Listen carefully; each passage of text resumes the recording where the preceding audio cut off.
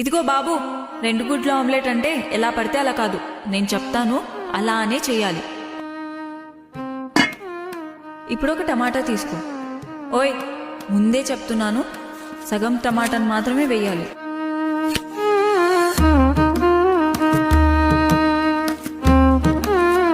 ఒక పచ్చిమిరపకాయ తీసుకో. తీసుకున్నావా? దాన్ని నిలువుగా కాకుండా ఒక ఉల్లిపాయ తీసుకొని సన్నగా తరుగు. అయిపోయిందా?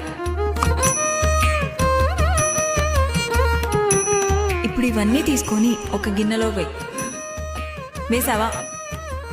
ఇప్పుడు 2 గుడ్లు కొట్టు. ఇదిగో, ఇప్పుడే చెప్తున్నాను, అందులో పెంకు పడిందో అయిపోయావే.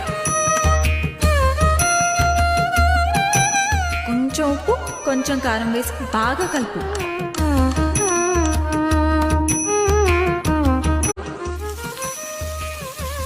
చాలా జాగ్రత్తగా వేసి తీసుకురా.